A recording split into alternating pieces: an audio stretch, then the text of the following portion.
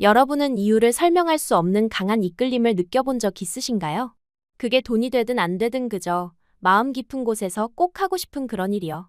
오늘 이야기의 주인공은 어릴 적부터 오직 한국이라는 나라에 이끌려 어머니와의 갈등까지 감수하며 결국 한국에 온 조지아 여성입니다.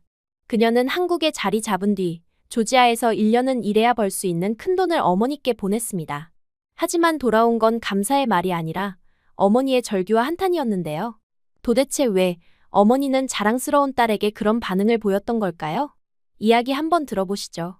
구독과 좋아요는 감동블라썸 영상 제작에 큰 힘이 됩니다. 안녕하세요. 저는 니노입니다. 저는 조지아의 작은 도시 고리에서 태어났어요. 아버지는 제가 8살 때 공장 사고로 갑자기 세상을 떠났습니다. 그날의 기억은 아직도 선명해요. 하늘에서 내리는 비처럼 모두가 흘리던 눈물, 그리고 어머니의 창백한 얼굴이 지금도 떠오릅니다. 장례식이 끝나고 집으로 돌아오던 날, 어머니는 제 손을 꼭 잡으며 말씀하셨어요. 니노, 이제 우리는 서로밖에 없단다. 엄마가 너를 위해 무슨 일이든 할게. 어머니의 손은 차가웠지만 그 말씀만큼은 따뜻했습니다. 그때부터 어머니는 3개의 일을 동시에 하셨어요. 아침에는 빵집에서, 오후에는 세탁소에서, 저녁에는 이웃집 청소를 하며 우리의 생계를 책임지셨습니다. 우리 집은 가난했지만 책장만큼은 풍성했어요. 아버지가 남긴 유일한 재산이었던 책들 덕분에 저는 어릴 때부터 다양한 나라의 이야기를 접할 수 있었습니다. 특히 아버지가 어릴 적 저에게 선물해 주신 한국 동화책 토끼와 거북이를 다시 보게 되면서 제 인생을 바꿨어요. 그림은 익숙했지만 글자는 너무 신기했습니다. 동그라미, 네모, 선들이 조합된 한글은 마치 그림 같았어요. 이게 뭐니? 어머니가 물으셨을 때 저는 책을 가슴에 안은 채 대답했습니다. 한국어예요.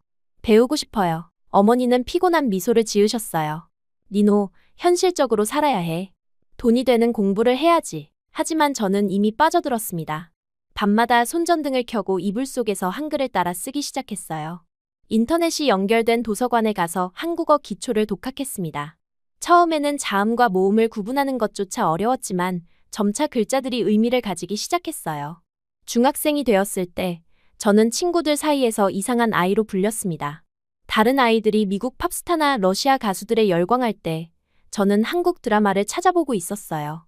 당시 조지아에서 한류는 거의 알려지지 않았고 한국은 대부분의 사람들에게 그저 지도 위의 작은 나라일 뿐이었습니다. 니노, 넌 왜 그런 쓸데없는 것에 시간을 낭비하니? 친구 엘레네가 물었어요. 조지아에서 한국어를 배워서 뭐에 쓰겠다는 거야? 난 언젠가 한국에 갈 거야. 제가 자신 있게 대답하면 친구들은 웃음을 터뜨렸습니다. 때로는 상처받기도 했지만 그럴 때마다 더 열심히 공부했어요. 고등학교에 들어가면서 제 방식은 더 체계적으로 바뀌었습니다. 매일 아침 5시에 일어나 1시간 동안 한국어 단어를 외웠어요. 학교가 끝나면 도서관에서 한국 드라마를 찾아보며 자막을 따라 읽었습니다. 자막이 없는 장면에서는 입모양을 보고 따라하며 발음을 연습했어요. 가장 힘들었던 것은 어머니의 반대였습니다. 어느 날 밤, 어머니는 제 책상 위에 놓인 한국어 공책을 발견하셨어요.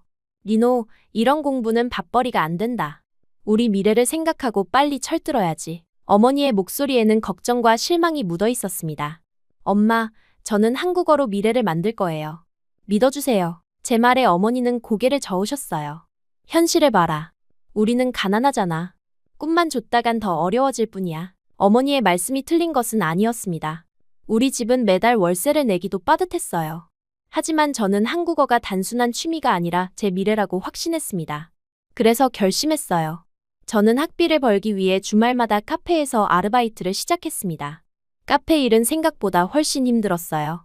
매일 8시간 동안 서서 주문을 받고 커피를 만들고 테이블을 닦았습니다. 손은 항상 뜨거운 물에 데어 있었고 발은 부어올랐어요. 하지만 첫 월급을 받던 날의 기쁨은 잊을 수 없습니다. 그 돈으로 저는 트빌리시 시내에 있는 한국어 학원에 등록했어요. 학원에서 만난 선생님은 한국에서 온 김 선생님이었습니다. 그분은 제가 독학으로 이룬 수준에 놀라셨어요.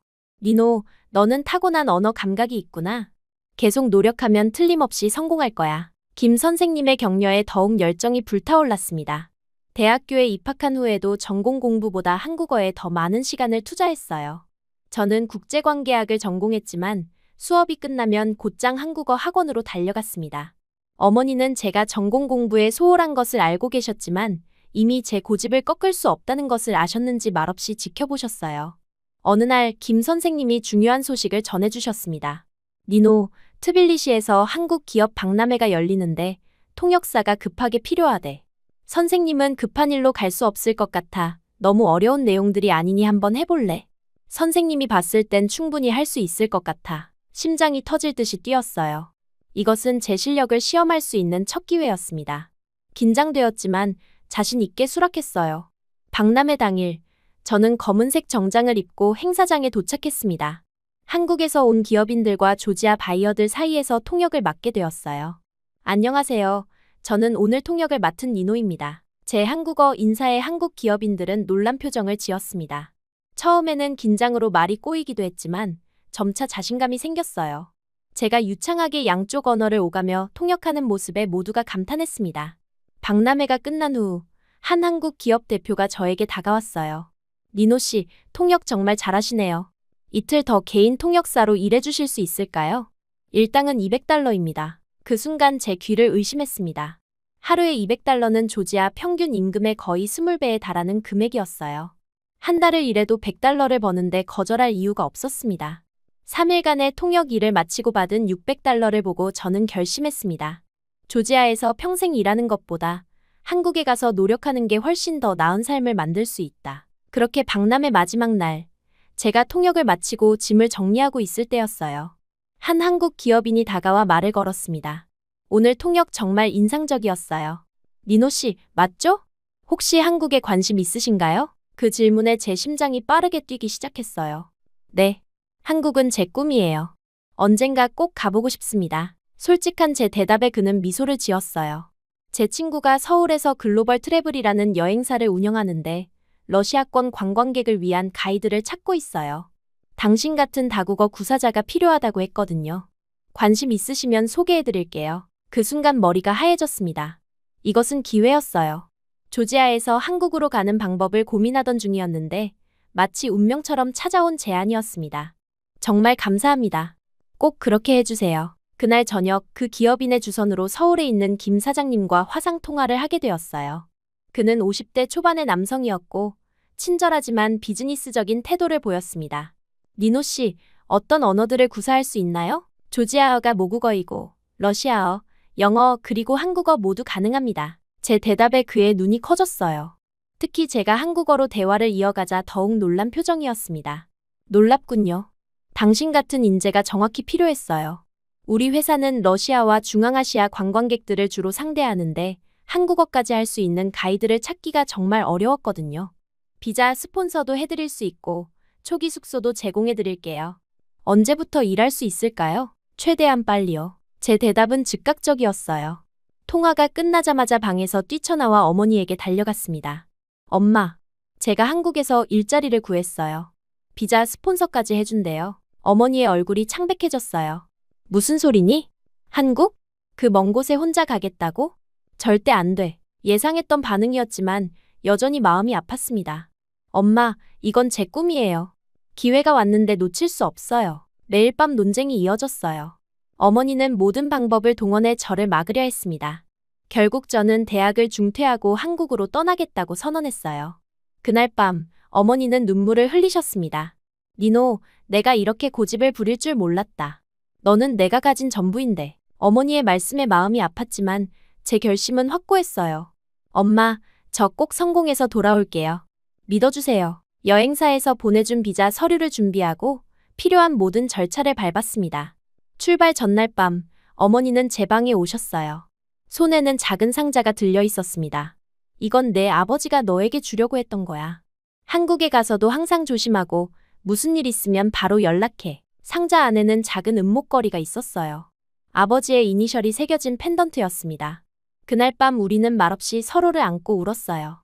다음 날 아침, 저는 어머니의 축복 없이 인천행 비행기에 올랐습니다. 창밖으로 조지아의 산들이 작아지는 것을 보며 생각했어요.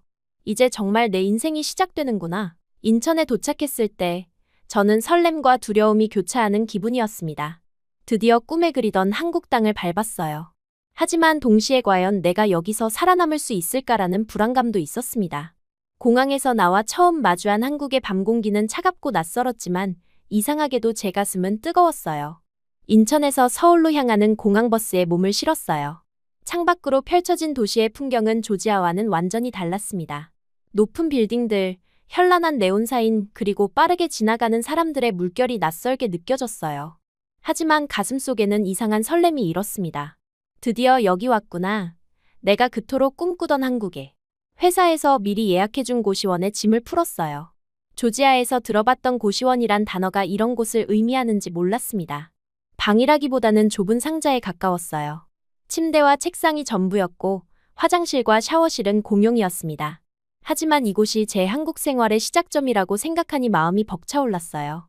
그렇게 저는 글로벌 트래블의 가이드로 일하게 되었어요. 월급이 통역일보다 많지 않았지만 감사했어요. 처음에는 모든 것이 신나고 흥미로웠어요. 러시아와 중앙아시아에서 온 관광객들을 이끌고 서울의 주요 명소를 안내했습니다. 경복궁, 남산타워, 인사동. 관광객들에게 한국의 역사와 문화를 설명하는 일이 즐거웠어요. 그러나 시간이 지날수록 문제점이 드러나기 시작했습니다. 약속된 월급일이 지나도 급여가 들어오지 않았어요.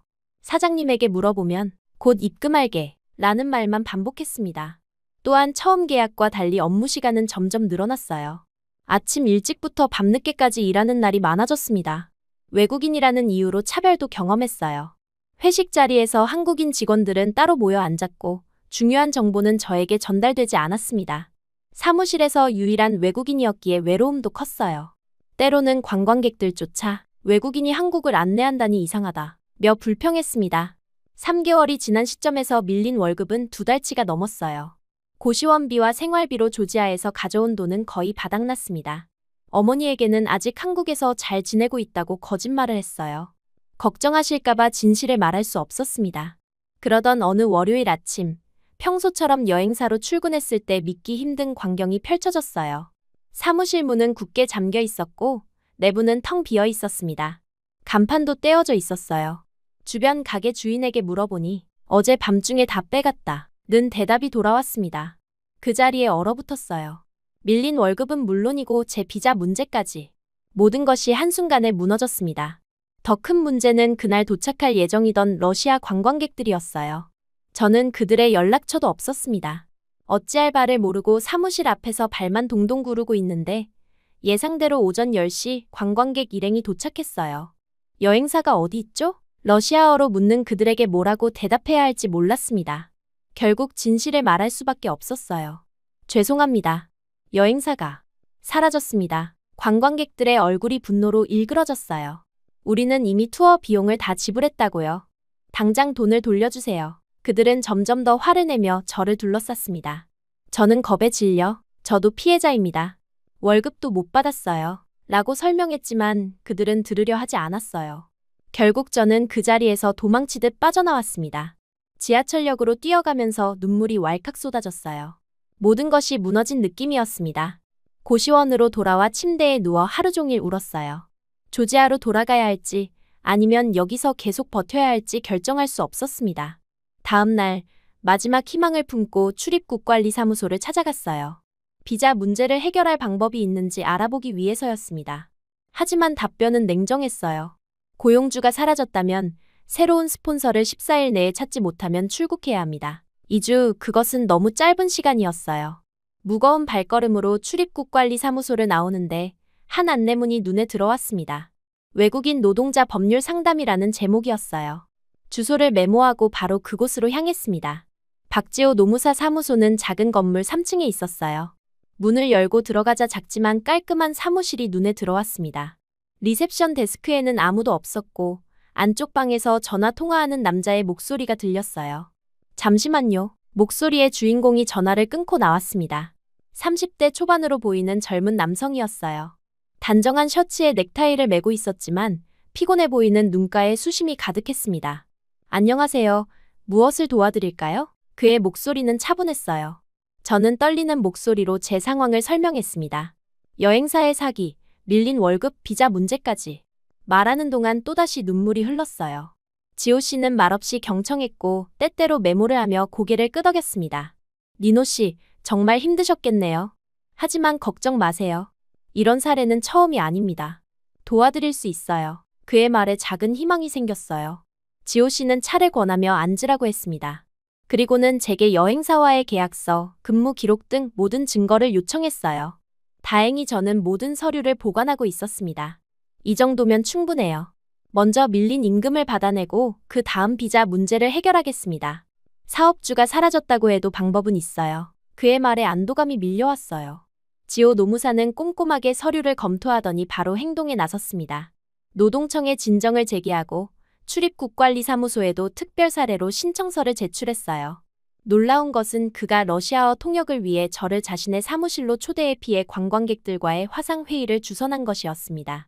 그는 관광객들에게도 법적 도움을 제공하겠다고 약속했어요. 일주일 후 기적 같은 일이 일어났습니다.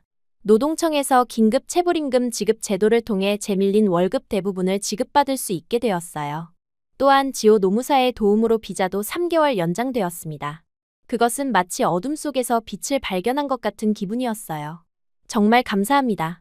어떻게 이 은혜를 갚아야 할지. 제 말에 지호 노무사는 미소를 지었습니다. 니노 씨, 사실 제 사무실에 제안이 있어요. 당신처럼 여러 언어에 능통한 분이 필요했거든요. 안 그래도 개업한 지 얼마 안 돼서 일손도 부족해서 우리 사무실에서 일해보지 않겠어요? 외국인 노동자 상담이 많은데 러시아어와 조지아어의 영어까지 할 수 있는 직원이 있으면 큰 도움이 될 것 같아요. 그 제안은 하늘에서 내려온 선물 같았어요. 저는 망설임 없이 수락했습니다. 다음 날부터 지호 씨 사무실의 정식 직원이 되었어요. 처음에는 단순 통역과 서류 정리를 맡았지만 점차 노동법과 이민법에 대한 지식도 쌓아갔습니다. 지호 노무사는 인내심을 갖고 저를 가르쳐 주었어요. 사무실은 작았지만 매일 다양한 국적의 사람들이 찾아왔습니다. 러시아, 우즈베키스탄, 조지아, 필리핀. 모두 한국에서 부당한 대우를 받은 이들이었어요. 그들의 이야기를 들으며 저 역시 비슷한 경험을 했다는 공감대가 형성되었습니다. 점점 더 이 일의 보람을 느끼게 되었어요. 지호 씨와 함께 일하면서 저는 그의 인간성에 감동받았습니다. 그는 돈보다 정의를 중요시했고 때로는 무료로 상담을 제공하기도 했어요. 야근이 많았지만 누군가의 문제가 해결될 때마다 그의 얼굴에 번지는 미소는 모든 피로를 잊게 만들었습니다. 한 달이 지나고 2달이 지났어요. 저는 점점 더 사무실에 없어서는 안 될 존재가 되어갔습니다. 지호 씨가 저를 급하게 채용한 건 비자 때문일지도 모른다는 생각도 들었습니다. 정말 속 깊은 사람이라고 생각했어요. 그리고 이제 더 이상 한국을 떠날 걱정은 없었습니다. 오히려 매일 새로운 것을 배우며 성장하는 기쁨이 있었어요. 이렇게 저는 한국에서의 좌절을 딛고 새로운 기회를 잡았습니다. 처음 여행사에서 겪은 쓰라린 경험이 아니었다면 아마 지호 씨를 만나지 못했을 거예요. 때로는 인생에서 가장 어두운 순간이 가장 밝은 빛으로 이어지는 법입니다. 그리고 저에게 그 빛은 바로 지호 씨였어요. 정신없는 상황이 지나보니 사무실에서 일한 지 벌써 반년이 흘렀어요. 그동안 저는 단순한 통역사에서 실무자로 성장했습니다. 외국인 노동자들의 체불임금 문제부터 비자 갱신까지 점점 더 많은 업무를 맡게 되었어요. 지호 씨는 저를 믿고 중요한 일들을 맡겼고 그 신뢰가 저에게는 큰 힘이 되었습니다. 매일 밤 야근이 잦았지만 함께 일하는 시간은 늘 즐거웠어요. 지호 씨는 일할 때는 엄격했지만 쉬는 시간에는 재미있는 농담으로 분위기를 밝게 만들었습니다. 때로는 야근 후 간단히 저녁을 함께 먹기도 했어요. 그런 시간들이 쌓이면서 우리 사이에는 특별한 감정이 자라기 시작했습니다. 처음에는 그저 동료애라고 생각했어요. 하지만 점차 제 마음이 그 이상임을 깨달았습니다. 지호 씨의 미소를 볼 때마다 가슴이 두근거렸고 그가 다른 여성과 대화할 때면 이유 모를 서운함이 밀려왔어요. 그런 제 감정을 숨기려 노력했지만 사무실이 좁다 보니 쉽지 않았습니다. 그해 여름, 사무실 개업 1주년을 맞아 지호 씨가 회식을 제안했어요. 니노 씨, 회식이 거창하진 않지만 정말 고생 많았어요. 오늘은 즐겁게 마셔요. 그의 말에 따라 강남의 한 일식집으로 향했습니다. 평소에 보지 못했던 캐주얼한 차림에 지호 씨가 새롭게 느껴졌어요. 청바지에 흰 셔츠를 입은 모습은 늘 정장 차림이었던 사무실에서와는 또 다른 매력이 있었습니다. 회식 자리에서 우리는 업무 이야기를 넘어 서로의 개인적인 이야기를 나누기 시작했어요. 지호 씨는 자신이 어떻게 노무사가 되었는지, 왜 외국인 노동자 문제에 관심을 갖게 되었는지 말해주었습니다.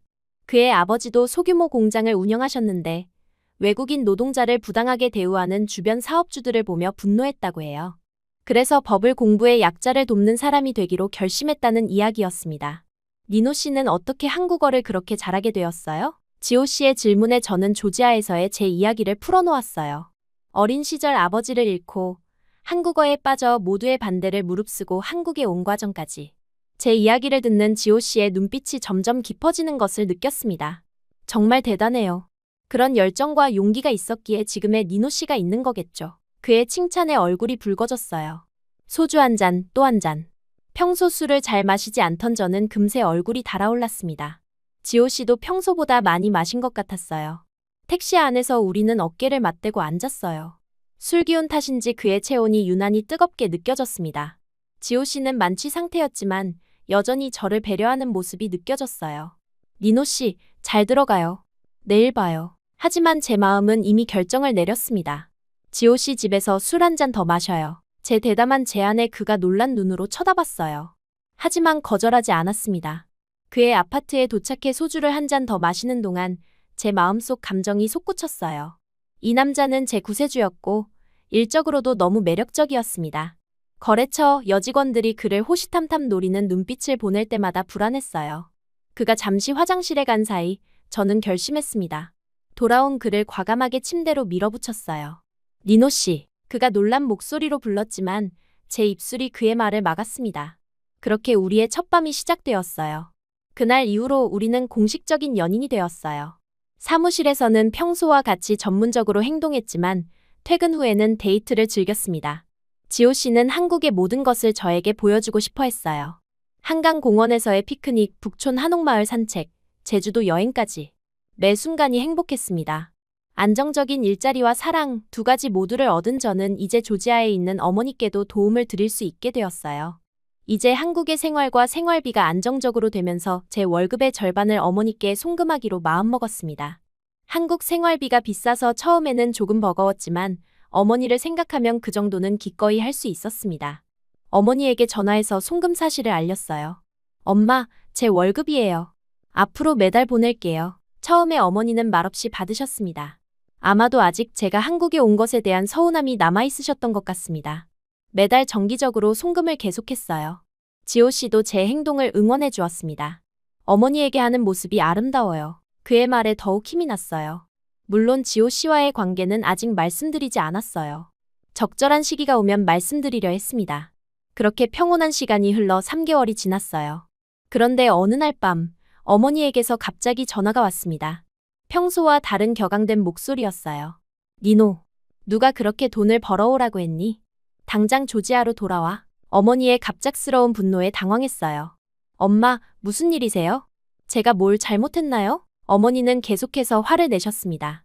그런 돈 받고 싶지 않다. 내 딸이 그런 식으로 돈 버는 걸 원한 적 없어. 말씀을 끝내시고 전화를 끊어버리셨어요. 혼란스러웠습니다. 어머니가 왜 갑자기 그런 반응을 보이셨는지 이해할 수 없었어요. 지호 씨에게 상황을 설명하자 그도 의아해했습니다. 어머님이 오해하신 게 있는 것 같은데 직접 만나서 이야기해보는 게 좋겠어요. 다음 날 더 이상한 일이 일어났어요. 조지아에서 오랜 이웃이었던 마리암 아주머니에게서 연락이 왔습니다. 니노, 빨리 와라. 내 어머니가 병원에 입원하셨어. 심장이 철렁 내려앉았어요. 어머니가 병원에 입원하셨다니 충격이었습니다. 마리암 아주머니는 자세한 설명 없이 스트레스로 쓰러지셨다. 고만 말했어요. 지호 씨에게 상황을 설명하자 그는 즉시 제 손을 잡았습니다. 당장 조지아에 가봐야겠네요. 제가 비행기표 예약해드릴게요. 그의 지지 덕분에 다음날 바로 티켓을 예약할 수 있었어요. 출발 전날 밤, 지호 씨는 저를 꼭 안아주었습니다. 걱정 마요. 어머님 상태가 호전되면 곧 돌아올 수 있을 거예요. 긴 비행시간의 초조함 속에서 발만 구르다 조지아 트빌리시 공항에 도착했어요. 오랜만에 밟는 고향 땅이었지만 기쁨보다는 불안함이 앞섰습니다. 택시를 타고 곧장 병원으로 향했어요. 병실 문 앞에 서자 다리가 떨렸습니다. 깊게 숨을 들이마시고 문을 열었어요. 어머니는 창가 쪽 침대에 누워 계셨습니다. 제가 한국에 떠난 지 1년 만에 보는 얼굴이었어요. 많이 야위셨고 머리카락의 하얀 실이 더 늘어났습니다. 제 발소리에 고개를 돌리신 어머니는 저를 보자마자 벌떡 일어나셨어요. 엄마, 달려가 안으려는 순간 예상치 못한 일이 벌어졌습니다. 어머니는 제 등을 세게 내리치셨어요. 이 못된 딸아, 무슨 짓을 하고 다니는 거니? 어머니의 눈에서는 눈물이 쏟아졌습니다. 내가 그런 식으로 번 돈을 내가 어떻게 쓰겠니? 황당했어요. 어머니가 무슨 말씀을 하시는 건지 전혀 이해할 수 없었습니다. 엄마, 무슨 말씀이세요? 제가 뭘 잘못했는데요? 떨리는 목소리로 물었어요. 어머니는 계속해서 울음을 터뜨리셨습니다. 이웃들이 다 그러더라. 한국에 간 젊은 여자애들은 몸 팔아서 돈 번다고. 그제야 어머니의 오해가 무엇인지 깨달았어요. 가슴이 찢어지는 것 같았습니다. 엄마, 그게 무슨 말씀이세요? 저는 정당하게 일해서 번 돈이에요. 노무사 사무실에서 일하고 있다고요. 하지만 어머니는 제 말을 들으려 하지 않으셨어요. 한국 가서는 연락도 안 되더니 갑자기 그렇게 큰 돈까지 보내니 무슨 짓을 하면서 번 돈일지 뻔하지. 어머니의 말씀에 제 머릿속에 퍼즐이 맞춰졌습니다. 어머니를 진정시켜 천천히 이야기를 들어보니 여행사 사기를 당해 정신없던 그 시기에 저는 어머니에게 연락할 생각도 못했고 걱정하실까봐 따로 말씀드리지 않았어요. 그때 이웃들이 이상한 소문을 퍼뜨린 거예요. 어머니는 제가 연락이 되지 않자 그 여행사 사무실이란 곳도 전화하셨는데 없는 곳이라고 들었다며. 주변 사람들에게 말하니 요즘 젊은 애들이 한국 같은 곳에 몸 팔러 간다고 거기서 돈 많이 번다더라. 라는 말들을 하신 거예요. 그도 그럴게 갑자기 또 연락이 와서는 잘 지낸다고 하고 또 조금 있다가 큰 돈을 계속 보냈으니 오해할 만했던 상황입니다. 엄마, 정말 오해예요. 설명드릴게요. 지금 제가 일하는 곳은 외국인 노동자를 돕는 법률 사무소예요. 제 상사는 존경받는 노무사고 우리는 말을 멈췄어요. 지호 씨와의 관계를 이런 상황에서 말하는 게 적절한지 확신이 없었습니다. 다급한 마음에 휴대폰을 꺼내 지호 씨에게 전화를 걸었습니다. 다행히 그가 받았어요. 지호 씨, 상황이 복잡해요. 어머니가 제가 하는 일을 오해하고 계세요. 말로는 설명이 안 될 것 같아요. 지호 씨는 잠시 침묵하더니 결단력 있는 목소리로 말했습니다. 알겠어요. 내일 비행기 타고 갈게요. 그 말에 깜짝 놀랐어요. 정말요? 하지만 사무실은요? 지호 씨는 담담하게 대답했습니다. 니노가 더 중요해요. 안 그래도 어머님께 직접 인사드리고 싶었어요. 지금이 좋은 기회네요. 이틀 뒤, 믿기 힘들게도 지호 씨는 정말 트빌리시 공항에 도착했어요. 그를 마중 나간 저는 너무 감격해서 공항에서 그를 꼭 안았습니다. 지호 씨는 피곤한 기색 없이 미소 지었어요. 어머님께 드릴 선물도 가져왔어요. 병원으로 향하는 동안 지호 씨에게 상황을 자세히 설명했습니다. 그는 진지하게 들으며 고개를 끄덕였어요. 이해해요. 어머님 입장에서는 당연히 걱정되셨을 거예요. 제가 잘 설명드릴게요. 병실에 도착했을 때 어머니는 깜짝 놀라셨습니다. 한국에서 온 젊은 남자를 보고 의아해하셨어요. 지호 씨는 완벽한 매너로 어머니께 인사드렸습니다. 안녕하세요, 어머님. 저는 박지호라고 합니다. 니노 씨와 함께 일하는 노무사예요. 지호 씨는 준비해온 서류들을 보여드렸어요. 사무실 사업자 등록증, 니노의 고용계약서, 월급 명세서까지 모든 증거를 하나하나 설명했습니다. 어머니의 표정이 점차 누그러졌어요. 특히 지호 씨가 유창한 영어로 진지하게 설명하는 모습에 감동하신 것 같았습니다. 그럼 내 딸이 정말 좋은 곳에서 일하고 있었던 거군요? 어머니의 목소리에 안도감이 묻어났어요. 지호 씨는 미소 지으며 고개를 끄덕였습니다. 네, 니노 씨는 우리 사무실의 보물 같은 존재예요. 그녀 없이는 많은 외국인 노동자들을 도울 수 없었을 거예요. 그때 어머니가 문득 날카로운 눈빛으로 지호 씨를 바라보셨어요. 당신과 내 딸은 단순한 동료 사이인가요? 그 질문에 지호 씨와 저는 서로를 바라보았습니다. 잠시 침묵이 흐른 후 지호 씨가 담담하게 대답했어요. 사실 저희는 서로를 매우 소중하게 생각하고 있습니다. 어머니는 갑자기 날카롭게 질문하셨습니다. 언제 결혼할 건가요? 그 직설적인 질문에 지호 씨도 저도 당황했어요. 지호 씨는 잠시 생각하더니 진지한 표정으로 대답했습니다. 올해 안에 하고 싶습니다. 제 심장이 쿵 내려앉았어요. 우리는 아직 결혼에 대해 이야기한 적이 없었습니다. 지호 씨의 대답이 단순히 어머니를 안심시키기 위한 것인지 진심인지 알 수 없었어요. 하지만 어머니는 그 대답에 완전히 마음이 풀리신 듯 했습니다. 갑자기 눈물을 훔치시며 지호 씨의 손을 잡으셨어요. 내 딸을 잘 부탁합니다. 그날 밤, 지호 씨와 저는 제 어린 시절 집에서 진지한 대화를 나눴습니다. 아까 어머님께 한 말, 진심이었어요. 지호 씨의 눈빛은 진실됨으로 가득했어요. 조금 갑작스러웠지만 늘 생각하고 있었어요. 니노와 함께하고 싶다고. 그리고 그는 주머니에서 작은 상자를 꺼냈습니다. 그 안에는 작고 소박한 반지가 있었어요. 공식적인 프로포즈는 한국에 돌아가서 제대로 하고 싶었지만 지금이 적기인 것 같네요. 니노, 저와 결혼해 주시겠어요? 눈물이 왈칵 쏟아졌어요. 그의 진심 어린 고백에 가슴이 벅차올랐습니다. 네, 지호 씨. 당연히 하고 싶어요. 그렇게 우리는 약혼을 하게 되었고, 어머니는 그 소식에 정말 기뻐하셨어요. 오해로 시작된 방문이 이렇게 행복한 결말로 이어질 줄은 몰랐습니다. 그 다음 날, 저는 SNS에 지호 씨와의 사진과 함께 약혼 소식을 올렸어요. 놀랍게도 예전에 저를 비웃던 친구들이 앞다투어 축하 메시지를 보냈고, 심지어 몇몇은 한국어 공부법을 물어보기 시작했습니다. 인생이란 참 아이러니하다고 생각했어요. 3명의 다정한 모습을 담은 사진을 찍으며 어머니는 작은 목소리로 말씀하셨습니다. 니노, 미안하다. 내가 그렇게 대단한 일을 하고 있을 줄 몰랐어. 제 손을 꼭 잡으시며 덧붙이셨어요. 내 아버지가 살아계셨다면 정말 자랑스러워하셨을 거야. 그 말씀에 뜨거운 눈물이 흘렀습니다. 저는 어머니를 꼭 안았어요. 괜찮아요, 엄마. 이제 오해도 풀렸고 우리 앞으로 더 행복하게 살아요. 어머니, 저 그리고 곧 가족이 될 지호 씨. 우리 셋은 서로를 바라보며 환하게 웃었습니다. 지호 씨와 저는 한국으로 돌아왔어요. 결혼 준비를 시작하며 설렘과 긴장이 교차했습니다. 처음에는 작고 조용한 결혼식을 계획했어요. 한국에서는 지호 씨의 가족들과 가까운 친구들만, 나중에 조지아에서 어머니와 친척들을 만나는 방식으로 생각했습니다. 하지만 어머니는 다른 계획을 갖고 계셨어요. 니노, 내 유일한 딸이 결혼하는데 어떻게 조촐하게 할 수 있니? 전화 통화에서 어머니의 목소리는 단호했습니다. 결국 어머니는 조지아에서 20명이 넘는 친척과 이웃들을 한국으로 초대하기로 결정하셨어요. 처음에는 걱정되었지만 지호 씨는 당신의 중요한 날에 소중한 사람들이 함께하는 게 좋지 않을까요? 라며 저를 안심시켰습니다. 결혼식을 준비하며 지호 씨의 부모님을 처음 만났어요. 처음에는 외국인 며느리를 맞이하는 것에 대해 불안해하실까 걱정했습니다.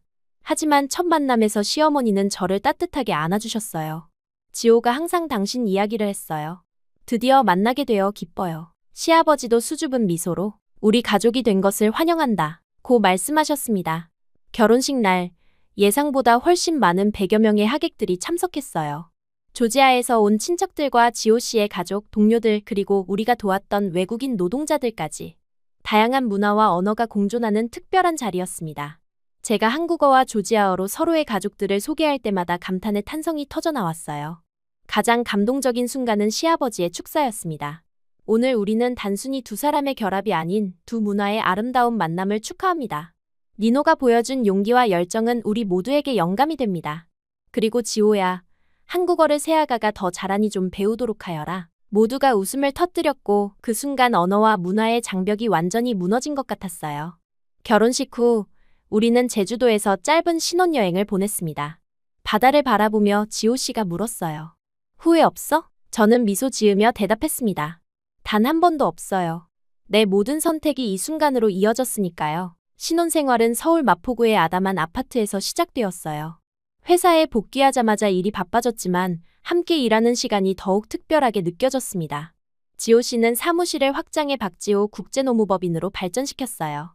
저는 외국인 상담부서의 책임자가 되어 더 많은 이주 노동자들을 도울 수 있게 되었습니다. 결혼 1주년이 되던 해, 우리에게 큰 변화가 찾아왔어요. 제가 임신한 것입니다. 뱃속에서 자라는 새 생명에 대한 기대와 설렘으로 가득 찼습니다. 어머니는 소식을 듣자마자 한국으로 날아오셨어요. 내가 직접 우리 가문의 첫 손주를 맞이해야지. 어머니의 결심에 웃음이 나왔습니다. 그해 겨울, 우리의 첫 딸 소피아가 태어났어요. 조지아어로 지혜를 의미하는 이름이었습니다. 소피아는 지호 씨를 닮아 조용하고 깊은 눈을 가졌지만 제 고집도 함께 물려받은 것 같았어요. 어머니는 3개월 동안 머물며 육아를 도와주셨고 시부모님도 자주 방문하셔서 따뜻한 가족의 품에서 소피아는 건강하게 자랐습니다.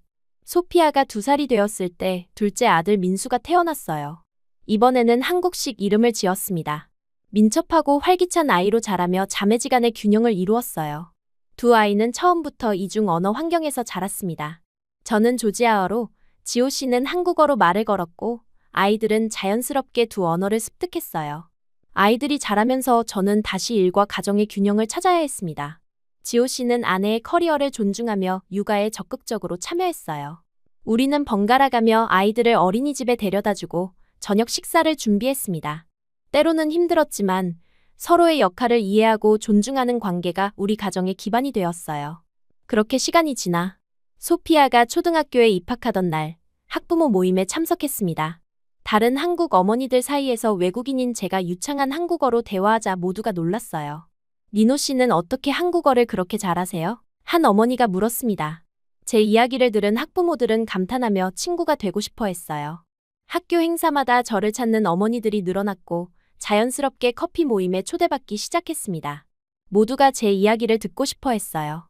부끄럽지만 또 너무 자랑스러웠습니다. 그리고 이젠 4명의 식구가 된 우리 가족이 엄마를 보기 위해 방문한 조지아에서 우연히 옛 친구 엘레네를 만났어요. 한때 제 한국어 공부를 비웃었던 그녀는 이제 자신의 딸에게 한국어를 가르치고 싶다며 조언을 구했습니다. 한류가 이렇게 인기 있을 줄 누가 알았겠어? 넌 정말 성견지명이 있었어. 그녀의 말에 미소 지었어요. 과거의 비웃음이 이제는 부러움으로 바뀌었습니다. 그리고 어제 저녁 식탁에서 민수가 문득 물었어요. 엄마, 어떻게 한국어를 배우기 시작했어요? 저는 잠시 과거를 회상하며 미소 지었습니다. 어릴 때 우연히 발견한 한국 동화책 때문이었단다. 그때는 아무도 믿어주지 않았지만 엄마는 꿈을 포기하지 않았어. 지호 씨가 내 손을 꼭 잡으며 말했어요. 그리고 그 꿈이 우리를 만나게 했지. 우리는 서로를 바라보며 미소 지었습니다. 아이들은 그런 부모의 모습을 신기한 듯 쳐다봤어요. 종종 사람들이 물어봅니다. 인생에서 가장 중요한 결정이 무엇이었나요? 제 대답은 언제나 같아요. 그때 한국어를 독학하지 않았다면 지금의 행복은 없었을 거예요. 그 선택이 저를 지호 씨와 만나게 했고 소피아와 민수를 낳게 했으며 두 문화를 아우르는 풍요로운 삶을 선물했습니다. 창밖으로 서울의 밤 풍경을 바라보며 조지아의 작은 도시에서 한국어 책을 품에 안고 꿈꾸던 그 소녀가 여기까지 오게 될 줄은 몰랐다고 생각해요. 언어 하나가 인생을 바꿀 수 있다는 것, 그리고 자신을 믿는 용기가 얼마나 중요한지. 이것이 제가 아이들에게 가르치고 싶은 가장 소중한 교훈입니다. 요즘 승무원들 사이에서는 한국 노선에 들어가려고 경쟁이 치열하다고 하죠. 오죽하면 한국 남자와 썸씽을 만들기 위해 한국 노선에 들어가면 한국어로 말을 걸 수 있도록 따로 연습까지 한다고 할 정도인데요. 오늘 이야기의 주인공은 승무원들 사이에서도 체력 좋고 예쁘기로 소문난 프랑스 승무원입니다. 평소와 다름없는 비행 중 예상치 못하게 그 자리에 쓰러지고 말았는데요. 그런 그녀에게 급하게 다가온 한국 남자가 모두가 보는 앞에서 셔츠를 벗겼지만 그녀는 꼼짝도 하지 못했다고 합니다. 대체 무슨 일일까요? 구독과 좋아요는 감동블라썸 영상 제작에 큰 힘이 됩니다. 제 이름은 클레르입니다. 파리 출신의 승무원이죠. 하늘을 나는 것은 어릴 적부터 제 꿈이었어요. 그 푸른 창공 위에서 자유롭게 일하며 세계 곳곳을 누비는 삶이 저에게는 가장 완벽한 행복이었습니다. 15살 때 처음 비행기를 타고 느꼈던 그 짜릿함, 구름 위를 걷는 듯한 그 느낌을 잊을 수 없었어요. 그렇게 저는 승무원이 되었고 5년 차에 접어든 지금까지 단 한 번도 제 선택을 후회한 적이 없었습니다. 그날도 평소와 다름없는 하루였어요. 파리에서 인천으로 가는 노선, 장거리 비행이었지만 익숙한 루트였습니다. 탑승 전 동료들과 가볍게 대화를 나누며 컨디션을 체크했죠. 저는 항상 체력에 자신이 있었어요. 장거리 비행도 거뜬히 해내는 스태미나가 제 자랑이었습니다. 클레르, 오늘도 역시 완벽해 보이네. 수석 승무원 마리가 웃으며 말했어요. 저는 미소로 답했습니다. 비행이 끝나면 인천에서 유명한 찜질방에 꼭 가보고 싶어요. 비행은 순조롭게 시작됐습니다. 이륙 후 식사 서비스, 면세품 판매까지 모든 것이 일상적인 루틴대로 진행됐어요. 비행 중반에 접어들었을 때였습니다. 갤리에서 음료를 준비하던 중 갑자기 가슴 한쪽에 날카로운 통증이 느껴졌어요. 처음에는 단순한 피로감이라 생각했습니다. 몇 번이고 심호흡을 시도했지만 통증은 점점 더 심해졌어요.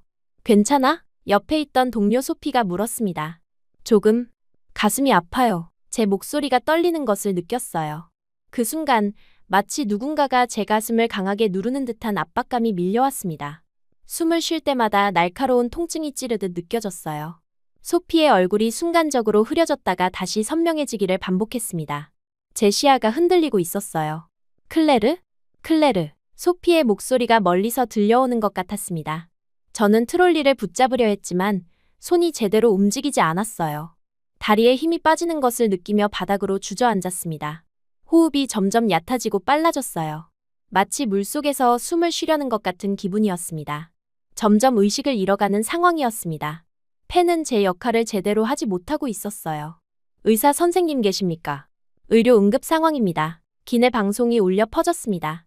의식이 점점 흐려지는 와중에도 승객들의 동요하는 목소리가 희미하게 들렸어요. 평소 같았으면 진정시켜야 할 상황이었지만 이제는 제가 도움이 필요한 사람이 되어 있었습니다. 얼마나 시간이 흘렀는지 모르겠어요. 누군가 제 이름을 부르는 소리, 다급한 발소리, 그리고 혼란스러운 대화들만이 간간히 들려왔습니다. 산소 마스크를 가져와요. 마리의 목소리였어요. 차가운 산소 마스크가 제 얼굴에 닿았지만 숨을 쉬는 것은 여전히 고통스러웠습니다. 제 폐는 마치 납으로 가득 찬 것처럼 무거웠어요. 의식이 점점 더 희미해지고 있었습니다. 이대로 죽는 건가 하는 생각이 스쳐 지나갔어요. 이륙전 마리와 나눈 대화가 떠올랐습니다. 인천의 찜질방. 가보지도 못한 채 이렇게 끝나는 건가요? 그때였습니다. 혼란스러운 상황 속에서 한 남자의 목소리가 또렷이 들려왔어요. 비켜주세요. 저는 한의사입니다. 그 목소리는 차분했지만 강인함이 느껴졌습니다. 제 흐릿한 시야에 한 남자가 들어왔어요. 동양인이었습니다. 그는 신속하게 제 상태를 확인하기 시작했어요. 기흉인 것 같습니다. 빨리 감압이 필요해요. 남자의 진단은 확신에 차 있었습니다. 주변에서 동료들의 동요하는 목소리가 들렸어요. 동양 의사라고요? 괜찮을까요? 그 순간 저는 그들의 의심이 느껴졌습니다. 서양에서는 동양 의학을 온전히 인정하지 않는 경향이 있었어요. 하지만 지금 제 상황은 그런 편견을 논할 시간조차 없을 만큼 급박했습니다. 지금 당장 조치하지 않으면 곧 생명이 위험할 겁니다. 그의 목소리에는 강한 결의가 담겨 있었어요. 제 의식은 점점 더 희미해졌지만 그가 의료 키트를 열고 굵은 바늘을 꺼내는 모습이 보였습니다. 동료들이 망설이는 사이 그는 주저함 없이 제 셔츠 단추를 풀기 시작했어요. 잠깐만요. 마리가 외쳤습니다. 시간이 없습니다. 그의 대답은 단호했어요. 그는 제 셔츠를 젖히고 가슴 부위를 노출시켰습니다. 승객들의 놀란 시선과 동료들의 당혹감이 느껴졌어요. 하지만 그 남자의 손길은 흔들림이 없었습니다. 그는 정확한 위치를 찾아 바늘을 준비했어요. 쉿, 괜찮아질 거예요. 그가 부드럽게 말했습니다. 저는 그 순간 이상하게도 안심이 됐어요. 그의 눈빛에는 확신과 따뜻함이 공존했습니다. 그는 망설임 없이 바늘을 제 흉부에 삽입했어요. 순간 날카로운 통증이 느껴졌지만 곧 쉿 하는 소리와 함께 압박감이 사라지기 시작했습니다. 마치 무거운 바위가 제 가슴에서 굴러 떨어진 것 같았어요. 숨을 쉴 때마다 조금씩 산소가 폐로 들어오는 것이 느껴졌습니다. 생명이 다시 제 몸 안으로 돌아오는 듯했어요. 의식이 조금씩 선명해지며 제 주변에 있는 사람들의 얼굴이 보이기 시작했습니다. 호흡이 돌아오고 있어요. 소피의 기쁨에 참 목소리가 들렸어요. 승객들 사이에서 안도의 한숨과 함께 박수 소리가 터져 나왔습니다. 그 남자는 여전히 제 곁에 무릎을 꿇고 앉아 제 상태를 지켜보고 있었어요. 감사합니다. 겨우 그 말을 할 수 있었습니다. 그는 미소 지었어요. 상우라고 합니다. 한의사예요. 한의사. 그 단어가 제 머릿속에 맴돌았습니다. 서양 의학에서는 잘 알려지지 않은 동양의 전통 의학이었어요. 하지만 지금 이 순간 그 한의사가 제 생명을 구했다는 사실은 분명했습니다. 기내에서의 응급처치 후 비행기는 예정대로 인천으로 향했어요. 제 상태는 안정되었지만 상우는 계속 제 곁을 지켰습니다. 그는 간간히 제 맥박을 확인하고 호흡이 괜찮은지 물었어요. 그의 손길은 따뜻했고 눈빛은 진실되었습니다. 착륙 후에 바로 병원으로 가야 합니다. 응급처치한 상태고 빨리 제대로 치료를 받아야 해요. 그가 말했습니다. 저는 고개를 끄덕였어요. 비행기가 인천에 도착했을 때 이미 구급차가 대기하고 있었습니다. 동료들은 걱정스러운 표정으로 제게 인사했어요. 상우는 구급대원들에게 제 상태를 설명하며 자신이 기내에서 행한 응급처치에 대해 상세히 알려주었습니다. 함께 가도 될까요? 그가 구급대원에게 물었어요. 환자분과 어떤 관계이신가요? 구급대원이 물었습니다. 잠시 망설임이 있었어요. 우리는 방금 만난 사이였으니까요. 하지만 상우는 주저하지 않고 대답했습니다. 기내에서 제가 그녀에게 응급 처리를 했습니다. 상황 설명이 필요할 것 같습니다. 그렇게 그는 구급차에 함께 탑승했어요. 병원으로 향하는 동안 제 손을 꼭 잡아주던 그 따뜻한 손길이 아직도 생생합니다. 흐릿한 의식 속에서도 그의 얼굴을 또렷이 기억할 수 있었어요. 그 순간 저는 알지 못했습니다. 이 우연한 만남이 제 인생을 완전히 바꿔놓게 될 거라는 사실을요. 그가 제 셔츠를 찢고 가슴에 바늘을 꽂은 그 순간 제 생명만 구한 것이 아니었습니다. 그는 제 인생에 새로운 생명을 불어넣어준 사람이었어요. 죽음의 문턱에서 만난 운명의 남자. 얼굴만을 바라보며 저는 잠이 들듯 의식을 잃었습니다. 병원에서 눈을 떴을 때 처음 본 것은 흰 천장이었어요. 낯선 공간에 잠시 혼란스러움을 느꼈습니다.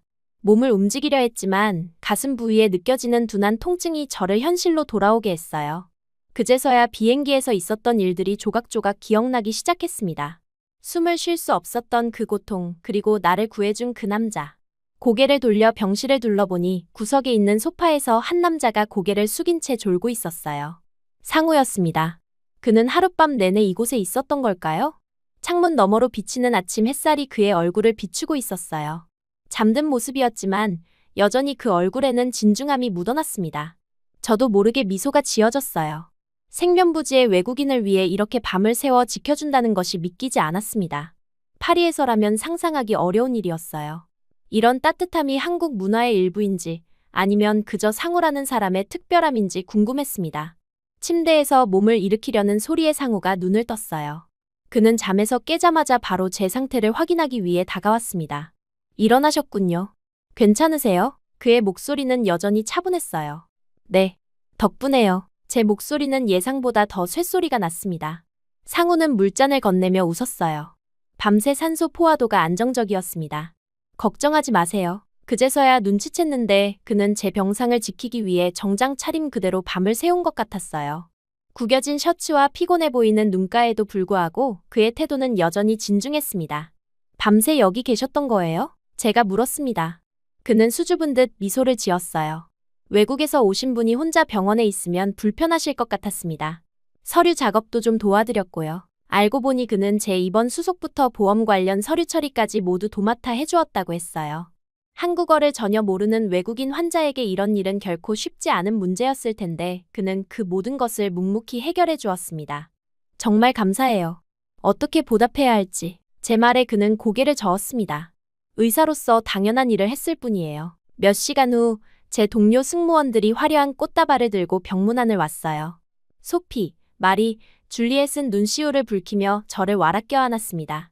그 순간까지 제 곁을 지키고 있던 상우는 공손하게 고개를 숙이며 자리를 비켜주었어요. 그의 배려심이 느껴지는 순간이었습니다. 저 한국 남자가 정말 내 셔츠를 찢고 가슴에 바늘을 꽂았다고? 객실만 보살피던 소피가 믿기지 않는다는 듯 속삭였어요. 완전 영화의 한 장면 같아. 동료들은 기내에서 있었던 모든 상황을 생생하게 전해주었습니다. 제가 의식을 잃은 사이 상우가 얼마나 침착하고 단호하게 행동했는지, 그의 손길이 얼마나 정확했는지에 대해 모두가 경외감을 표했어요. 이번 기간 내내 상우는 매일 같은 시간에 찾아왔습니다.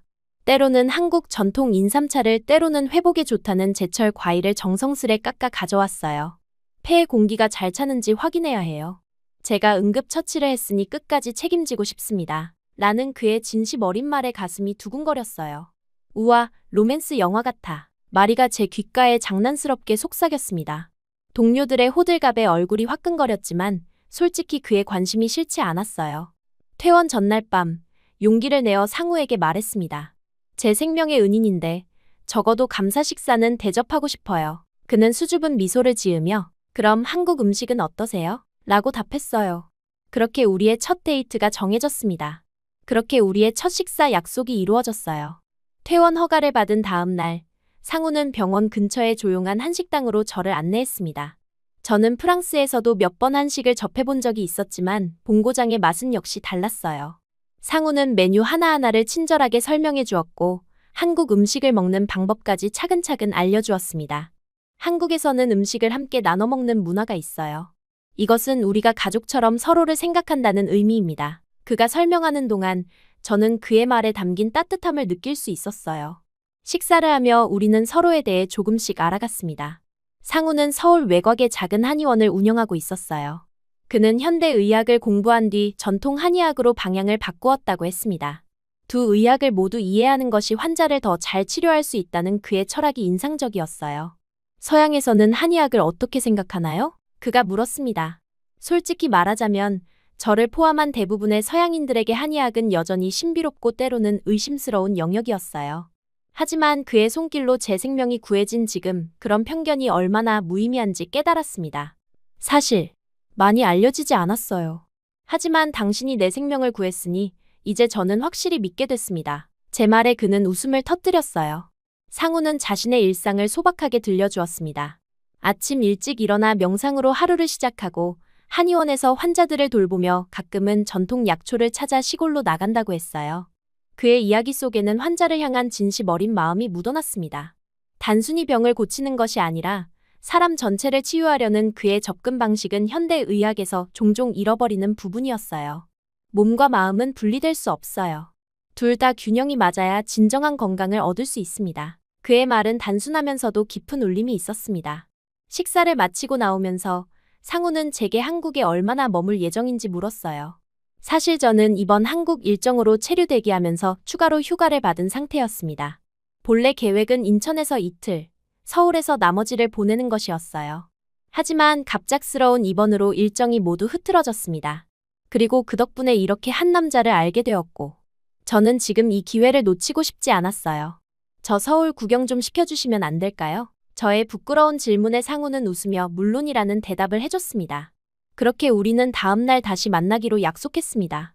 호텔로 돌아오는 길, 저는 이상하게 설레는 마음을 느꼈어요. 단순한 감사함을 넘어 상우라는 사람에 대한 호기심이 커져가고 있었습니다.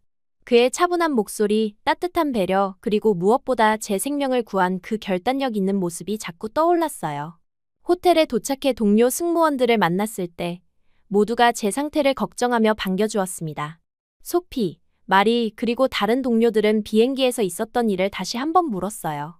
자연스럽게 상우 이야기가 나왔고 저는 그가 얼마나 친절하게 도움을 주었는지 설명했습니다.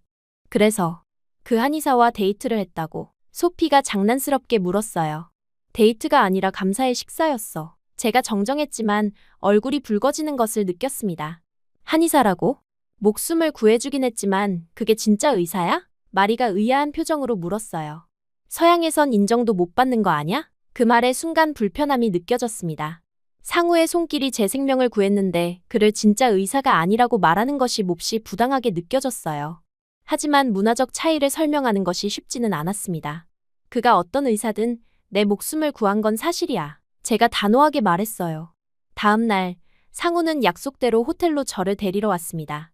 그는 서울의 아름다운 궁궐들과 전통시장을 안내해 주었어요. 경복궁의 웅장함, 인사동의 활기찬 분위기, 한강공원의 여유로움까지.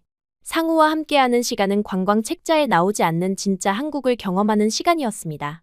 한국 사람들은 정이라는 특별한 감정을 중요하게 생각해요. 서로를 배려하고 함께 나누는 마음이죠. 상우가 설명했습니다. 그의 말처럼 저는 한국 곳곳에서 그 정을 느낄 수 있었어요. 식당에서 처음 보는 손님에게도 서비스라며 음식을 더 내어주는 모습, 길을 묻는 외국인에게 직접 목적지까지 안내해주는 친절함. 그리고 무엇보다 상우가 저에게 보여준 그 따뜻한 배려가 바로 그 정의 실천이었습니다. 호텔로 저를 데려다 주던 상우는 제게 뜻밖의 제안을 했어요. 내일은 제 한의원을 구경하러 오실래요? 실제 한의학이 어떻게 이루어지는지 보여드리고 싶습니다. 저는 기쁘게 수락했어요. 사실 그의 직업, 그가 사랑하는 일에 대해 더 알고 싶었습니다. 호텔로 돌아와 동료들에게 이 계획을 이야기했을 때 그들의 반응은 여전히 회의적이었어요. 침 맞는 거 아니야? 무섭지 않아? 소피가 물었습니다. 한약? 그거 맛없다던데. 마리도 인상을 찌푸렸어요. 하지만 그들의 의심에도 불구하고 저는 상우와의 약속이 기다려졌습니다. 이튿날 상우의 한의원을 방문했어요. 작지만 정갈한 공간이었습니다. 한약향이 은은하게 퍼져 있었고 벽에는 인체의 경락도가 걸려 있었어요. 상우는 기본적인 한의학 원리부터 시작해 진맥, 침술, 한약 처방까지 차근차근 설명해 주었습니다. 서양 의학이 증상을 치료한다면 한의학은 근본 원인을 찾아 균형을 회복시키는 데 중점을 둡니다. 그의 설명은 명확했어요. 그날 저녁, 상우는 저와 동료들을 모두 한국 전통 식당으로 초대했습니다. 한국의 미식 문화를 제대로 경험시켜주고 싶다는 이유였어요. 처음에는 어색한 분위기였지만 상우의 차분하고 다정한 태도 덕분에 자리는 점점 부드러워졌습니다. 클레르가 비행기에서 쓰러졌을 때 정말 놀랐어요. 평소에는 체력이 정말 좋거든요. 마리가 말했어요. 마르고 키가 큰 체형은 기압 변화에 더 민감할 수 있습니다. 특히 장거리 비행에서는요. 상우가 전문적으로 설명했습니다. 그의 설명에 동료들은 점점 관심을 보이기 시작했어요. 항공 승무원으로서 자주 겪는 건강 문제들에 대해 질문하기 시작했고 상우는 하나하나 친절하게 답변해 주었습니다. 어느새 테이블의 분위기는 완전히 바뀌어 있었어요. 특히 소피는 상우에게 많은 질문을 던지며 은근한 호감을 드러냈습니다. 한국에서 오래 머물면 나도 한번 치료받을 수 있을까요? 그녀의 목소리에는 미묘한 애교가 섞여 있었어요. 그 순간 제 가슴 한켠에서 이상한 감정이 일었습니다. 불편함, 아니 질투라고 해야 할까요? 상우를 향한 소피의 관심이 달갑지 않게 느껴졌어요. 제가 상우에게 특별한 감정을 갖게 되었다는 사실을 그제서야 인정하게 됐습니다. 하지만 상우는 소피의 관심에 정중하게 응대할 뿐 특별한 반응을 보이지 않았어요. 그의 시선은 대화 내내 종종 저를 향했고 그때마다 우리의 눈이 마주치면 그는 따뜻하게 미소 지었습니다. 그 미소에 제 마음은 더욱 설레었어요. 식사를 마치고 헤어질 때 상우는 제게 조용히 말했습니다. 내일도 시간 되세요?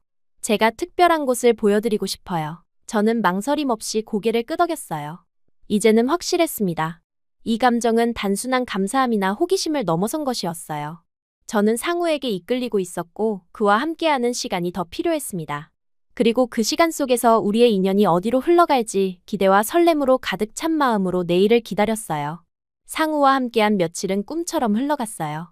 그는 매일 아침 한의원 진료 시작 전에 제게 전화를 걸어 안부를 물었고 틈틈이 한국의 아름다운 곳들을 안내해 주었습니다. 그의 배려 덕분에 낯선 나라에서의 회복 시간은 오히려 특별한 추억이 되어가고 있었어요. 우리는 점점 더 가까워지고 있었고 제 마음속에는 이미 그를 향한 감정이 깊게 자리 잡고 있었습니다. 동료들과 함께 묵고 있는 호텔 로비에서 아침 식사를 하던 중이었어요. 여느 때처럼 동료들은 한국에서의 경험을 공유하고 있었습니다. 소피가 갑자기 어깨를 만지며 인상을 찌푸렸어요. 이 어깨 통증이 왜 이렇게 심해지는 거지? 비행 때마다 점점 더 악화되는 것 같아. 그녀가 말했습니다. 그때 마리가 농담처럼 던진 한마디가 모든 것의 시작이었어요. 클레르의 한의사 남자친구한테 치료받아 볼까? 그래도 클레르는 살려냈잖아. 소피는 반신반의하는 표정이었지만 관심을 보였습니다. 사실 저희 동료들은 모두 장기간 비행으로 인한 크고 작은 신체적 불편함을 안고 살았어요. 목, 어깨, 허리 통증은 물론이고 시차 적응 문제, 수면 장애까지. 직업병이라 생각하며 그냥 참고 지내는 경우가 대부분이었습니다. 괜찮다면 상우에게 물어볼게요. 아마 도움을 줄 수 있을 거예요. 제가 제안했어요. 그날 오후, 상우에게 전화했을 때 그는 기꺼이 동료들을 진료해 주겠다고 했습니다. 오히려 서양인들에게 한의학을 소개할 기회라 감사하다. 며 웃었어요. 상우의 한의원 방문 일정이 잡혔고 호기심 반, 시험해보자는 마음 반으로 3명의 동료가 함께 가기로 했습니다. 방문 당일, 한의원으로 향하는 택시 안에서 동료들의 표정은 여전히 의심스러움이 가득했어요. 정말 효과가 있을까? 바늘 꽂는 거 아니야? 아프지 않을까? 같은 질문들이 오갔습니다. 솔직히 저도 한의학 치료를 직접 받아본 적은 없었기에 확신을 주기는 어려웠어요. 다만 상우를 믿는다는 말만 할 수 있었습니다. 한의원에 도착하자 상우가 따뜻한 미소로 우리를 맞이했어요. 그의 한의원은 생각보다 현대적이면서도 전통적인 요소가 조화롭게 어우러진 공간이었습니다. 은은한 한약향이 퍼져 있었고 벽에는 경락도와 함께 현대의학 서적들도 가지런히 꽂혀 있었어요. 상우는 먼저 한의학의 기본 원리에 대해 간략히 설명해 주었습니다. 음양의 균형, 기의 흐름, 오장육부의 조화 등 생소한 개념들이었지만 그의 명쾌한 설명 덕분에 이해하기 쉬웠어요. 특히 비행 업무가 신체에 미치는 영향을 한의학적 관점에서 분석한 부분은 모두의 관심을 끌었습니다. 장시간 같은 자세 유지, 기압 변화, 불규칙한 생활 패턴이 기혈의 순환을 방해합니다. 그래서 승무원분들에게 특정 부위 통증이 자주 나타나는 거예요. 그의 분석은 정확했어요. 소피가 먼저 치료를 받기로 했습니다. 그녀는 만성적인 어깨 결림과 목 통증을 호소했어요. 상우는 먼저 소피의 손목에 있는 맥을 짚어보며 전체적인 건강 상태를 확인했습니다. 그런 다음 어깨와 목 주변을 세심하게 살피며 문제 부위를 정확히 짚어냈어요.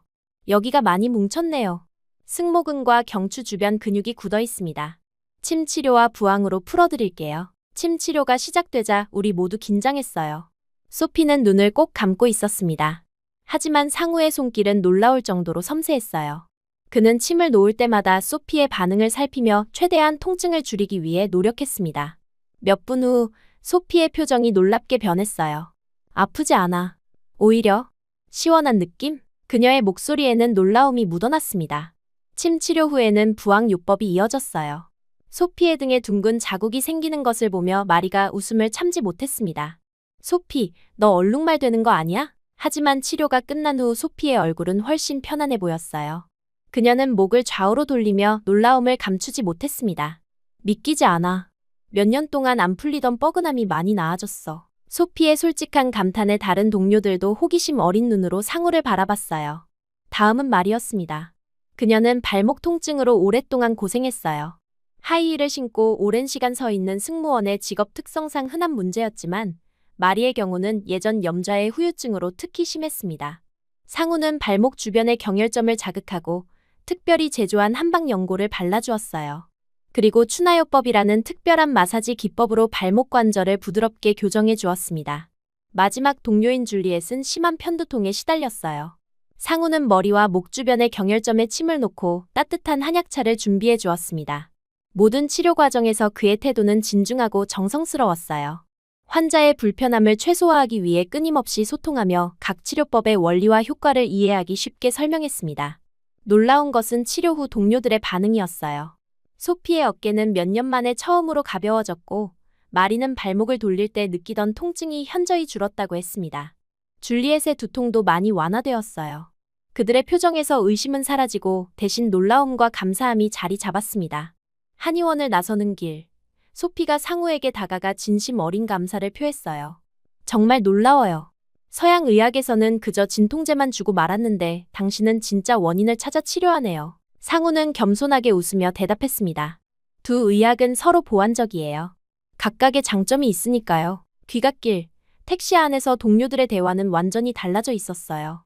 한의학에 대한 회의적인 태도는 온데간데없고 이제는 오히려 더 배우고 싶다는 호기심으로 가득했습니다.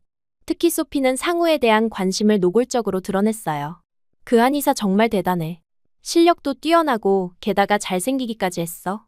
클레르, 너 정말 운이 좋았구나. 소피의 말에 모두가 웃었지만 저는 묘한 불편함을 느꼈습니다. 호텔로 돌아온 후 상우에게서 문자가 왔어요. 동료분들 상태는 어떤가요? 불편함은 없으신지요? 그의 세심한 배려가 담긴 문자에 미소가 지어졌습니다. 전화로 동료들의 긍정적인 반응을 전하자 그는 진심으로 기뻐했어요. 다음 날 아침, 소피가 제게 다가와 물었습니다. 클레르, 너와 상우는 정말 사귀는 사이야? 제가 머뭇거리자 그녀는 계속해서 말을 이어갔어요. 아니라면 내가 한번 도전해도 될까? 정말 매력적인 사람 같아. 그 말에 제 가슴이 묘하게 조여왔습니다. 상우와 저는 아직 공식적인 관계가 아니었지만 누군가 그에게 관심을 보이는 것이 마음에 들지 않았어요. 특히 소피는 아름답고 활발한 성격으로 남성들에게 인기가 많았습니다. 그녀와 상우가 가까워진다면 생각만 해도 불안했어요. 우리는 아직 정확히 정의된 사이는 아니지만 서로에게 특별한 감정이 있어. 제가 조심스럽게 대답했습니다. 소피는 장난스럽게 웃으며 말했어요. 알았어. 내 영역은 침범하지 않을게. 하지만 그 사람 정말 특별한 것 같아. 놓치지 마. 그날 오후 상우와의 약속이 있었어요. 그는 저를 한강 공원으로 초대했습니다. 우리는 강변을 따라 천천히 걸으며 이야기를 나눴어요. 자연스럽게 어제 있었던 일, 동료들의 반응에 대해 이야기하게 되었습니다. 솔직히 말하면 처음에 동료들은 한의학을 신뢰하지 않았어요. 그게 진짜 의학이냐는 식의 반응이었죠. 제가 솔직하게 말했습니다. 상우는 웃으며 고개를 끄덕였어요. 익숙하지 않은 반응이에요. 해외에서 공부할 때도 자주 경험했습니다. 하지만 치료 결과가 말해주죠. 소피가 당신에게 관심이 있는 것 같아요. 제 입에서 저도 모르게 그 말이 튀어나왔습니다. 상우는 잠시 걸음을 멈추고 제 눈을 똑바로 바라봤어요. 그의 눈에는 따뜻한 미소가 어려 있었습니다. 클레르, 내게는 당신밖에 보이지 않아요. 그의 진실된 목소리에 제 심장이 빠르게 뛰었습니다. 그날 저녁, 우리는 소주를 한 잔씩 나누며 더 깊은 대화를 나눴습니다. 그는 어린 시절부터 의사가 되고 싶었던 꿈, 서양 의학을 공부하다 한의학으로 방향을 바꾼 계기, 그리고 환자를 대하는 자신만의 철학을 이야기했어요.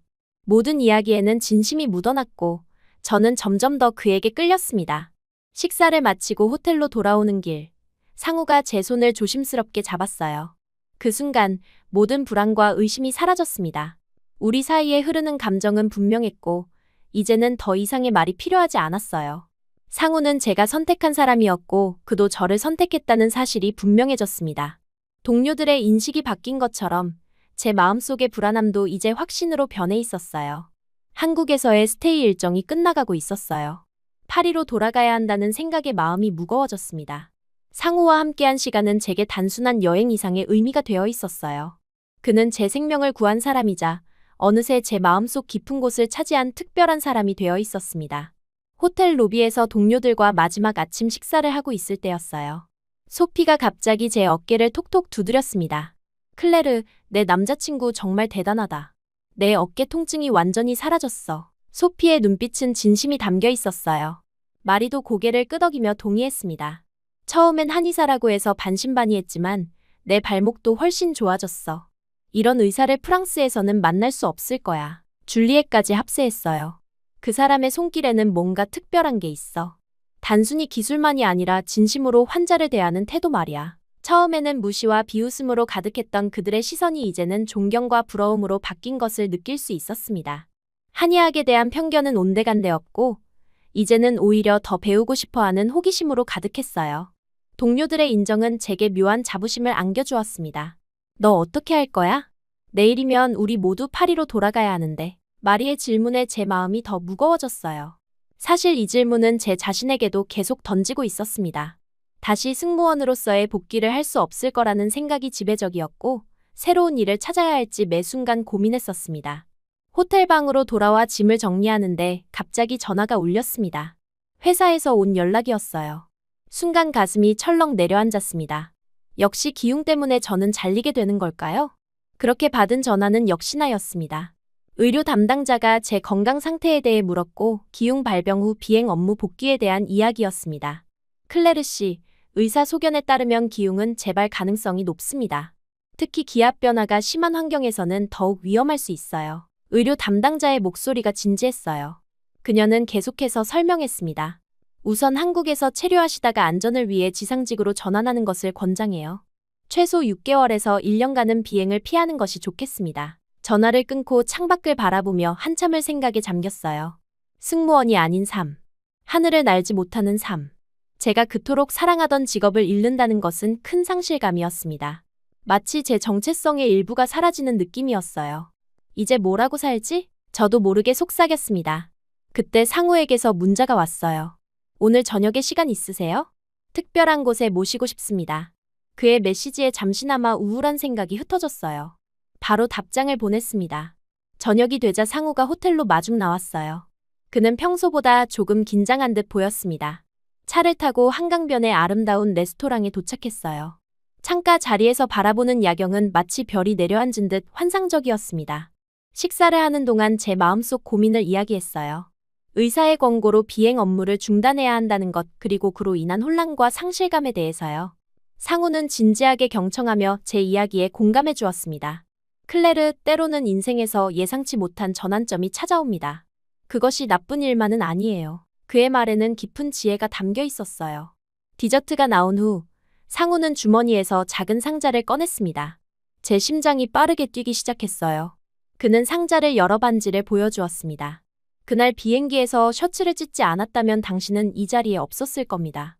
하지만 그 순간 내가 구한 건 당신의 생명만이 아니었어요. 나 자신의 인생을 찾은 거였습니다. 그의 목소리는 떨렸지만 확신에 차 있었어요. 클레르, 결혼을 전제로 만나보지 않을래요? 한국에서 함께 새로운 삶을 시작하면 어떨까요? 눈물이 제 뺨을 타고 흘러내렸습니다. 그 순간 모든 것이 명확해졌어요. 하늘을 잃었지만 더 큰 행복을 찾은 거였습니다. 망설임 없이 고개를 끄덕였어요. 네, 저도 도전해볼게요. 다음 날 동료들에게 제 결정을 알렸습니다. 파리로 돌아가지 않고 한국에 남아 상우와 새 삶을 시작한다는 소식이었어요. 처음에는 모두가 놀랐지만 곧 진심 어린 축하를 건네주었습니다. 솔직히 너희 둘을 보고 있으면 영화 같았어. 소피가 웃으며 말했어요. 운명이란 게 정말 있나 봐. 그 후 6개월 동안 저는 한국 생활에 조금씩 적응해 나갔어요. 처음에는 언어 장벽이 가장 큰 어려움이었습니다. 매일 2시간씩 한국어 학원에 다니며 기본적인 일상 대화를 익히기 위해 노력했어요. 상우의 한의원에서 외국인 환자들을 위한 통역 봉사를 시작했고 그것이 저희 첫 사회 활동이 되었습니다. 항공사 경력을 살려 인천공항 근처 외국인 전용 의료 관광 상담소에서 파트타임으로 일하기 시작했어요. 한국의 사계절을 처음 경험하며 봄의 벚꽃, 여름의 장마, 가을의 단풍, 겨울의 첫눈까지 모든 순간이 신선한 경험이었습니다. 상우의 가족들과 명절을 보내며 한국의 전통 문화도 조금씩 배워갔어요.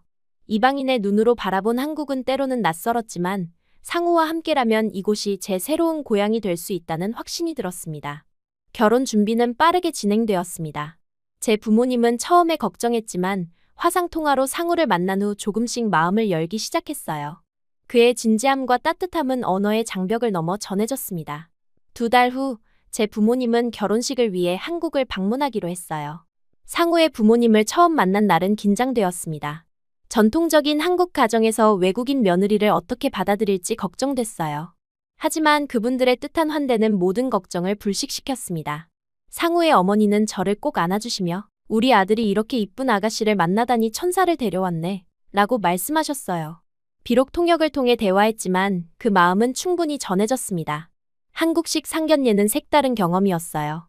양가 부모님이 처음 만나는 자리에서 문화적 차이로 인한 작은 어색함도 있었지만 곧 웃음과 정으로 가득 찬 시간이 되었습니다. 제 아버지는 서툰 젓가락질로 음식을 집으려다 여러 번 실패하셨지만 끝내 성공했을 때는 모두가 박수를 쳐주었어요.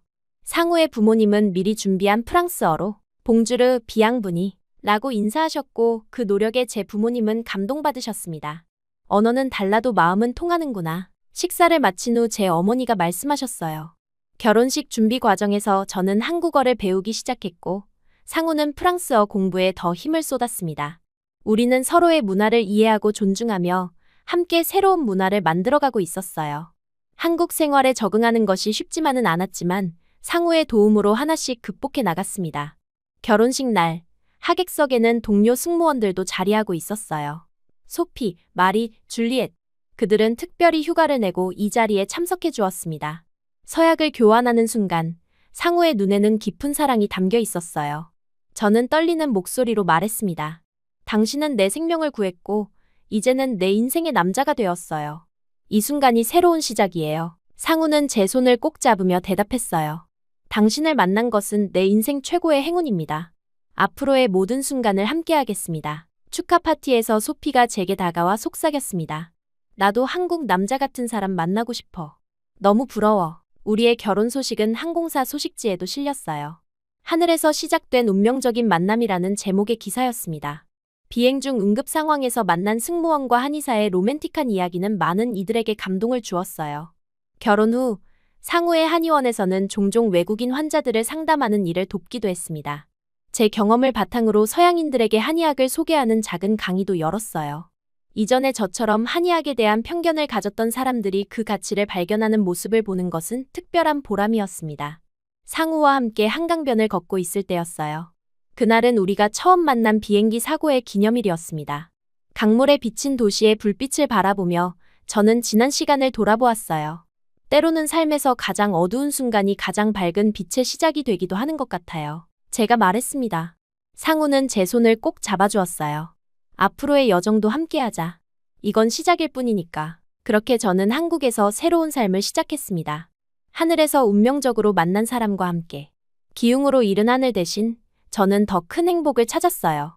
이제 제 앞에는 새로운 여정이 펼쳐져 있었고 그 여정을 함께할 사람이 있다는 것이 가장 큰 축복이었습니다.